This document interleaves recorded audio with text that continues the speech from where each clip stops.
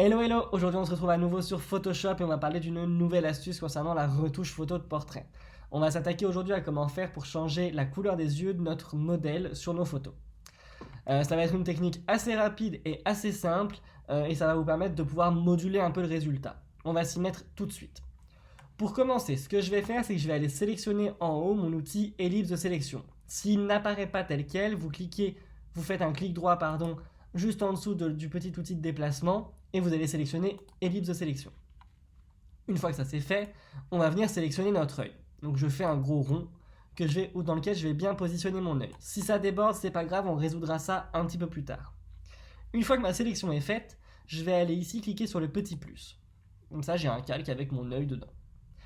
Une fois que j'ai mon nouveau calque, je vais aller chercher dans les calques de réglage juste ici, le calque tout en haut de couleur unie. Vous voyez ici donc que ça me fait apparaître un espèce de gros rond rouge. Et d'ailleurs, je vais garder la couleur rouge pour vous donner l'exemple pour que ça se voit bien. Bien évidemment, vous sélectionnez la couleur que vous souhaitez. Soit vous prenez une couleur plus naturelle qui correspond aux couleurs habituelles des yeux. Soit si vous voulez donner un effet un peu artistique ou que c'est pour un thème précis, vous pouvez choisir n'importe quelle couleur. Donc moi, je vais garder ce rouge-là pour vous donner l'exemple. Une fois que j'ai sélectionné ma couleur, je clique sur OK. Maintenant, vous voyez bien que ça n'a rien changé, j'ai juste un gros point rouge. Donc pour changer dans un premier temps, pour donner un côté un petit peu plus naturel, je vais aller changer le mode de fusion et le passer en mode incrustation. Vous voyez que grâce à ça, j'ai récupéré déjà certaines des lumières, certaines des ombres qui étaient dans l'œil à la base. On voit que la ligne des cils est réapparue, etc., etc. On voit en gros à travers la couleur. Mais c'est pas encore top. C'est encore un peu trop pétant à mon goût, un peu trop artificiel. Pour modifier ça, je vais aller en haut dans Filtre, ensuite Flou et Flou gaussien. Ici, évidemment, du coup, vous allez devoir sélectionner Convertir en objet dynamique. Je vous expliquerai un petit peu après à quoi ça sert. Donc une fois que j'ai mon petit panneau de flou gaussien, ici, je vais venir sélectionner ma valeur. Pour le coup, il n'y a pas de règle, vraiment. Plus vous êtes bas, plus la couleur va être intense, pétante et donc du coup vraiment très artificielle, et plus vous allez monter, plus elle va s'estomper un petit peu, et si vous montez très haut, c'est presque comme si elle disparaissait.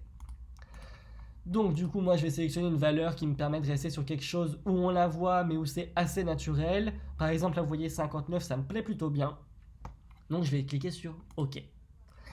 Avant de passer à la suite, je vais juste vous expliquer pourquoi est-ce qu'on convertit en objet dynamique. Convertir en objet dynamique, ça nous permet d'avoir ici dans notre calque ce qu'on a fait du coup. Et maintenant, si par exemple, je me dis, ah bah finalement, si jamais je me dis que mon flou gaussien n'est pas bon, que je le veux moins intense encore que ça, plutôt que de devoir réappliquer un flou gaussien, eh ben, je vais juste avoir à aller chercher le flou gaussien ici, double-cliquer dessus, et je peux changer ma valeur à tout moment. Donc ça sert juste à ça en fait, un objet dynamique, ça sert à pouvoir changer de valeur sur nos calques, sur nos différents réglages quand on veut. Bon, on passe à la suite. Je remets ma valeur à 59, et maintenant, comme d'habitude, on va se servir d'un masque de fusion pour venir peaufiner les détails et garder juste l'œil qui est devenu rouge.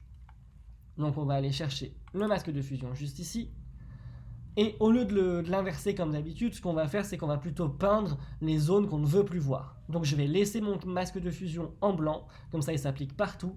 Mais par contre, je vais aller chercher mon pinceau et je vais peindre ici en noir, pour venir masquer ce que je ne veux pas voir. Donc là, ici, je vais venir enlever toute la partie qui était au-dessus des yeux, là, toute la partie de la paupière. Alors attention, parce qu'avec le flou gaussien, du coup, ça s'étale vraiment loin, hein. Donc on n'hésite pas à passer un coup, même là où on voit qu'il n'y a rien, c'est juste histoire d'être sûr que vous n'oubliez pas de zone. Et ici, il va falloir aller un petit peu dans le détail, pour venir enlever tout ce qui est en trop et qui fait vraiment trop artificiel et où on voit vraiment beaucoup la retouche.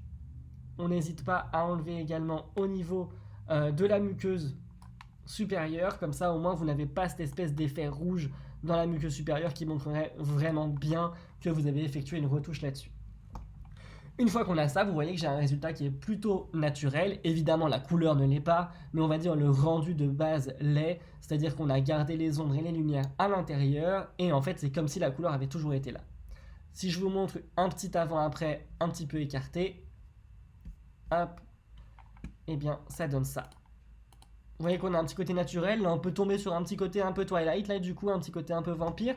Et comme toujours, si votre retouche ne vous convient pas, si vous la trouvez trop intense, ou trop artificielle, n'hésitez pas à venir bouger un petit peu l'opacité pour pouvoir réduire un petit peu l'intensité de votre retouche. Vous voyez que plus je vais bouger l'intensité, plus ça va descendre. Et si je veux quelque chose de beaucoup plus feutré, beaucoup plus naturel, je peux redescendre un petit peu et j'aurai une couleur moins intense. Voilà, ça c'est si jamais vous n'avez pas envie de refaire tout le processus et que vous souhaitez juste un petit peu descendre l'opacité. Voilà, c'était tout pour aujourd'hui. N'hésitez pas à me dire en commentaire ce que vous en avez pensé, mais également ce que vous souhaitez voir pour les prochaines vidéos. Pensez également à des sujets que je pourrais aborder autres que la retouche qui pourraient vous plaire sur le domaine de la photo. N'hésitez pas à me laisser tout ça en commentaire. Pensez également à liker cette vidéo et à la partager. Et surtout, n'oubliez pas de vous abonner en activant la cloche des notifications pour ne rater aucune des prochaines vidéos. Moi sur ce, je vous dis à bientôt. Salut!